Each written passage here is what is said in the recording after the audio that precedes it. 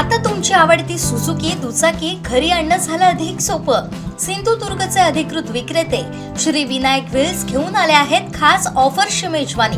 मग वाट कसली बघताय? आजच आपल्या स्वप्नातील राईड बुक करा. पत्ता प्लॉट नंबर 92 MIDC तालुका कुडाळ जिल्हा सिंधुदुर्ग. बंधू खरातबाबत प्रकाश आंबेडकर यांनी गंभीर विधान केलंय. पाहूयात. वंचित बहुजन आघाडी आणि बीजेपी यांच्यामध्ये सरळ लढत आहे. एनसीपीचा उमेदवार हा या रेसमध्ये कुठेच नाही अशी परिस्थिती आहे. बीजेपीचे असणारे 2 बळी या ठिकाणी आहेत. ते 2 बळी म्हणजे एक असणारा मुस्लिम समूह आणि दुसरा असणारा ख्रिश्चन. या दोघांना आता असणारा आमच्याशिवाय पर्याय नाही अशी असणारी परिस्थिती आहे. आणि आम्ही असं मानतोय त्या ठिकाणी की पैशाचा प्रभाव जर पडला नाही तर आम्ही 50% मतदान तरी त्याच्यातला उचलू अशी असणारी परिस्थिती आहे. तेव्हा लोकांना आम्ही असं आवाहन करतोय की जे काही तुम्हाला वाटप केलं जातोय ते एका जेवणापुरतं तुमच्या कुटुंबाला लागणारं एका जेवणापुरतं तरी ते पैसे पुरतात का याचा विचार करा आणि मतदान करा. हो, आम्ही असणारा काँग्रेसचे जे अध्यक्ष आहेत हर्षवर्धन सकपाळ यांनाही विनंती केलेली आहे की त्यांनी राहुरीच्या उमेदवाराला पाठिंबा द्यावा. आता बघू 1-2 दिवसामध्ये ते पाठिंबा देतात आहेत का.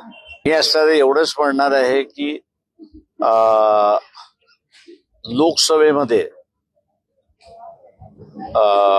ज्याला आपल्याला म्हणता येईल की बहुजनवादी चेहरा हा उभा राहायला सुरुवात झाला होता.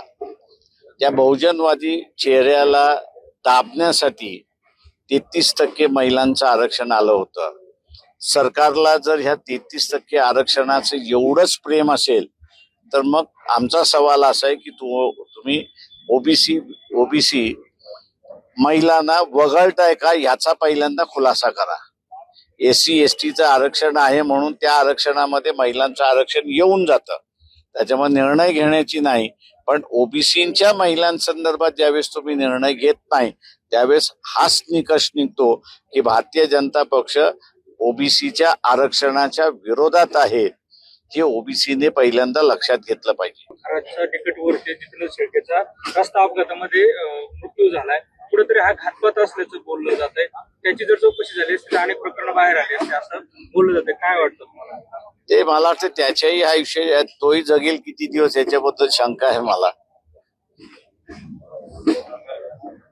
त्याच्यामुळे असं काय अनेक नावं आहेत त्याच्यामध्ये, त्या सगळ्या ह्याच्यामध्ये जे अमित शहा सुद्धा त्याच्या बरोबर आहेत. त्याच्यामुळे असणारा जो न्याय मग आता चाकणकर बाईंना लावण्यात आला तो न्याय अमित शहाला का नाही लावला जात बीजेपी मार्फत. त्याच्यामुळे ते वाचण्यासाठी त्या बिचाऱ्याचा जीव घेतील असा माझा अंदाज आहे.